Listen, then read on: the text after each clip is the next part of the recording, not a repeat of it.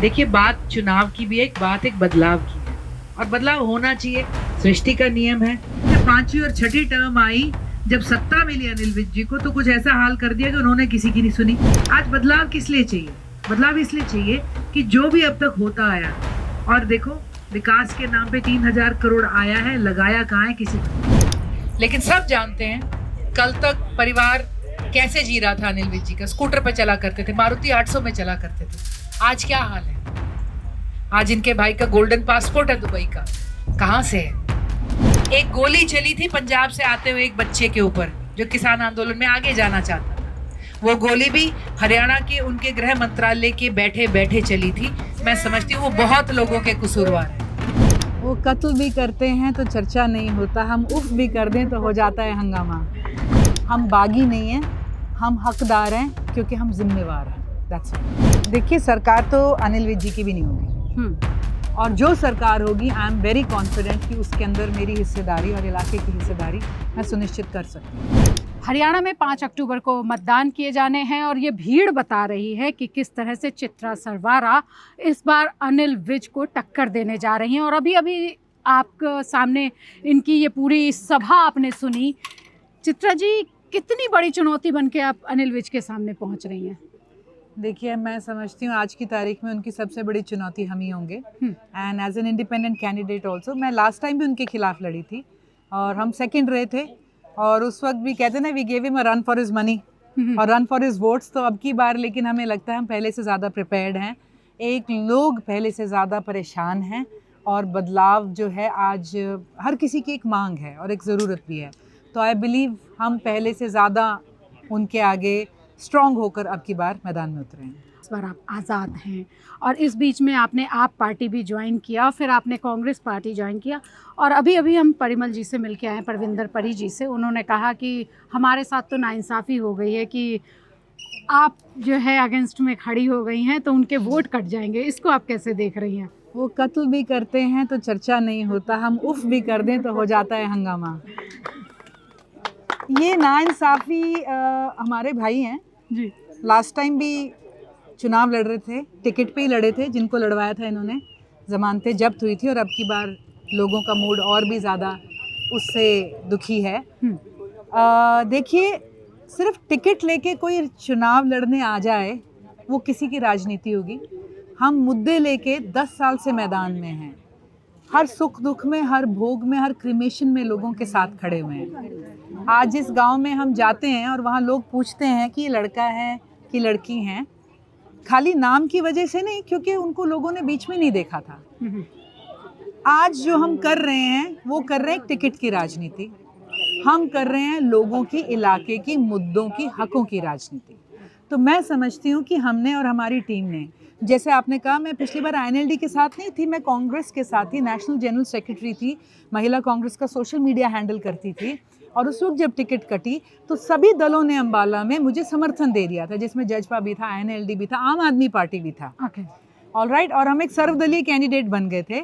उसके बाद हमने अपना संगठन बनाया और आम आदमी पार्टी ने एक निकाय का चुनाव बीच में आया, फिर हमें समर्थन दिया। तो from being a Congress to being kicked out and being on our own to joining up and then coming back to Congress, so that's been, वो हमारा एक पॉलिटिकल जर्नी रही है। बट आई बिलीव जहाँ पे भी गए इलाका और लोगों के साथ थे, और शायद इसीलिए कि आज इलाका और लोग साथ हैं। लेकिन आपके ऊपर एक आरोप भी लग रहा है बागी होने का, उसको आप कैसे देखते? बागी क्या होता है? वो कहते हैं ना, एक आदमी का टेररिस्ट और दूसरे का फ्रीडम फाइटर, ये बड़ी सब्जेक्टिव टर्म्स होती हैं। हम बागी नहीं हैं, हम हकदार हैं क्योंकि हम जिम्मेवार हैं। That's why. बहुत खूब। अम्बाला कैंट में पिछले 15 सालों से इवन 6 बार के विधायक हैं अनिल विज। तो अब आपको क्या लग रहा है कि क्या कमियां रह गई हैं अम्बाला कैंट में? अगर चित्रा आती हैं तो उनको वो सही करेंगी, उनकी सारी चीज़ों को हटाएंगी और देश की अम्बाला की जनता के साथ आगे आके खड़ी होंगी? देखिए, मुद्दे वही हैं जो हम उठाते रहे। अनिल विज जी सबसे खतरनाक सोटू से नेता माने गए हैं भाजपा के और प्रदेश के, और आई थिंक स्टेट लेवल पे भी बहुत कम लोगों ने डायरेक्टली चैलेंज करा होगा या सवाल करा होगा। गॉड हेल्प कभी जवाब दिया होगा, बट हम अम्बाला में करते रहे हैं इस बात को। हमारी लड़ाई रही सड़कों को लेकर, हमने खड्डा यात्रा निकाली, बहुत बौखला गए थे।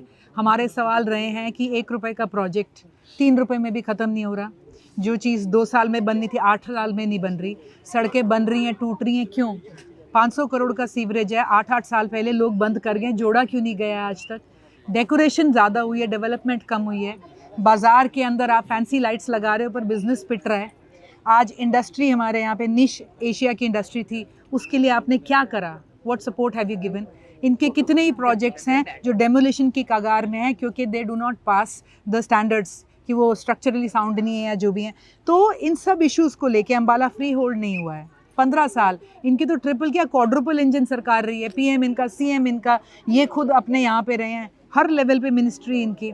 अम्बाला के अंदर एक नया प्रोजेक्ट रेजिडेंशियल, कमर्शियल या किसी तरह का नहीं आया है। तो जो ये प्रोजेक्ट्स कर गए उनको तोड़ना का मुद्दा नहीं है। एक तो उनकी समीक्षा होनी पड़ेगी। आई होप वो चलें। ऑपोजिशन में रहते हुए मैंने प्रार्थना करी कि हे भगवान, ये 500 करोड़ की सीवरेज चल जाए, अम्बाला दोबारा उधड़ना अफोर्ड नहीं कर सकता। But whatever needs to be done, एक प्लान्ड डेवलपमेंट होगी, सबको साथ लेके डेवलपमेंट करेंगे। And I think we need the basic garbage, drainage, sewerage. हम प्रदेश का सबसे गंदा और अव्यवस्थित जो है ना बिखरा हुआ शहर हैं, और उसके ऊपर से कोई पॉलिसी चेंज हो, लोगों को अपने मालिकाना हक मिले, इंडस्ट्री को सपोर्ट मिले, ताकि हमारे यहाँ नौकरी और मनी जनरेशन हो। तो these are the things that we have to work on. लेकिन आज़ाद होते हुए मतलब आप इंडिपेंडेंट फाइट कर रही हैं, ऐसे में आपको क्या लग रहा है कि इस तरह की जो आप सोच रख रही हैं वो कितना फुलफिल कर पाएंगी? क्योंकि आज़ाद कैंडिडेट के साथ तो बहुत सारी मुश्किलें आएंगी अगर सरकार नहीं होती है अपनी। तो देखिए, सरकार तो अनिल विज जी की भी नहीं होगी, और जो सरकार होगी आई एम वेरी कॉन्फिडेंट कि उसके अंदर मेरी हिस्सेदारी और इलाके की हिस्सेदारी मैं सुनिश्चित कर सकती हूँ। So अच्छा, आप मान रही हैं कि आने वाली सरकार जो होगी वो आपको पूरा सपोर्ट करने जा रही है, तो आपको क्या लग रहा है किसकी सरकार होगी? जो भी आने वाली सरकार होगी उसे मेरी सपोर्ट की ज़रूरत होगी। आपको आप बगल वाले सीट जो है वो आपके पिता की है, और वहाँ पे आपके पिताजी फाइट कर रहे हैं, तो आपको क्या लग रहा है, आप दोनों जब शाम को मिलते होंगे या रात में मिलते हैं तो उस समय क्या बातें होती हैं आप दोनों के बीच? देखिए, बड़ी कमाल की बात है, जब से ये हुआ है तो हमारी बात नहीं हुई है ज़्यादा। बड़ी क्लियर लकीर खींच चुकी है। वो सिटी वाले, हम कैंट वाले हैं। कोई मुझे कॉल भी कर देता ना, मैं कहती आई डोंट नो। एंड मैंने पिछली बार जब इंडिपेंडेंट चुनाव लड़ा था तब से हम सेपरेट हो गए थे। ही ओनली वर्क है। आज आप जो देख रहे हो, हमारे साथी हैं, हमारे भाई हैं, सारे के सारे। हम 5 साल हमने इकट्ठे काम करा, बूथों तक मैं गई हूँ। आज की तारीख में मेरे पिछले चुनाव में भी वो नहीं आए थे। सुख दुख कुछ भी हुआ हो तो he stopped coming here and interfering long ago. ये हमारी टीम का एक साझा फैसला था, you know. And I believe अब हम मिलते भी हैं तो बस दुआ सलाम होती है, वो करके निकल जाते हैं। अच्छा, ऐसा हो रहा है क्या? ऐसा हो रहा है जी, पूरा हो रहा है। हाँ। मतलब बाप बेटी के रिश्तों में भी कहीं पे खटास है या? खटास तो नहीं मैं कहूँगी। आज हम बहुत बिजी हैं। अच्छा, हमें अपना चुनाव लड़ना है, उन्हें अपना लड़ना है, तो हम उन्हें बेस्ट ऑफ लक कहते हैं, उन्हें बेस्ट ऑफ लक है। एंड अक्सर क्या होता है, he is a early riser. गांव में पहले 7 बजे निकल जाते हैं, मैं अपनी मीटिंग्स करके लेट निकलती हूँ। वो आते हैं तो कई बार मेरे आने से पहले वो पहले लेट चुके होते हैं। मैं रात को 11-12 बजे तक जब घुसती हूँ घर तो we are not meeting together.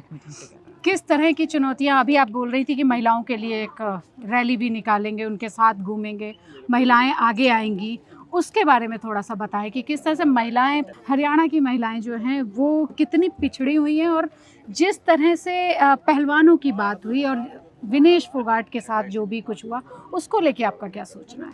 देखेंगे, बड़ी दुख की बात है जो ये भाजपा सरकार है बेटी बचाओ की बात करती है, लेकिन जब बेटी आगे आती है तो बेटी दबाव पे आ जाती है। और जो पहलवानों के साथ हुआ, जो एक कोच के साथ हो रहा है, उसने कहीं ना कहीं भाजपा को बहुत ज़्यादा डैमेज पहुँचाया है, यू नो, मॉरली और महिलाओं के इसमें। और अम्बाला की महिलाएं हैं, मैं नहीं समझती दबी हुई हैं। हमारा कल्चर बड़ा ओपन है, बहुत पार्टिसिपेटिव है, एंड विमेन इनफैक्ट बहुत आगे आके चलती हैं। और जो एक भयमुक्त अम्बाला बनाने की आज की हम बात कर रहे हैं, जो इतने केसेस हुए हैं इन सालों में, तो उसके अंदर एक सिंबॉलिक मार्च, मैं अकेली लड़की हूँ मैदान में गब्बर जी के खिलाफ, तो I believe it's to send out a message कि अगर महिलाएं आ सकती हैं तो भाई come on, let's do it. आप बार बार अनिल विज को गब्बर कह रहे हैं, ये क्या वजह है? उन्होंने अपने आप को नाम दिया है कि मैं गब्बर हूँ। He calls himself Gabbar. Okay. और हमें बड़ा शक होता था कि गब्बर एक नकारात्मक व्यक्तित्व थे, हाँ। वो क्यों अपना नाम ये लेते हैं? वो कहते 303 की गोली की तरह मेरा काम होता है, गब्बर, ऐसा ही वो करते हैं। हाँ। तो हम यही हमारा जोक चलता है कि सारे अम्बाला में एक दूसरे को यही कहेंगे भी ऐसा है, चित्रा को वोट दे दो वरना गब्बर आ जाएगा। और आपका चुनाव चिन्ह बड़ा मजेदार है, सीटी। Whistle blowers, yes. इसको हम ना अम्बाला के हम विसल ब्लोअर्स रहे हैं। हाँ। हम धरने लगाते रहते थे इनके प्रोजेक्ट्स के बाहर, व्हाट इज हैपनिंग। सड़कों पे हमने नाप दिए, फ्रस्ट्रेट हो गए थे वो बुरी तरह से कि कोई भी इशू हुआ तो हम खड़े होते थे बोलने के लिए। तो हमने कहा ये गॉड्स ग्रेस, विसल हमें मिली है एंड 7 नंबर पे इस चुनाव चिन्ह को सब दबाएंगे and there will be a change in Ambala. ये थी हमारे साथ चित्रा, जो कह रही हैं कि इस बार अम्बाला में कुछ नया होने जा रहा है। और चित्रा सरवारा जो है वो सर्वनाश करने वाली है कुछ लोगों का। हाँ। सरवारा जो है हाँ। सिखों की एक मिसल थी और बाबा दीप सिंह जी थे जिन्होंने अपना सर वार दिया था हरमंदिर साहब। तो इस बार सरवारा क्या करने जा रही है? तो बजी हमने तो सर वार दिया, अब लोगों के हाथ में, अब देखेंगे क्या होएगा।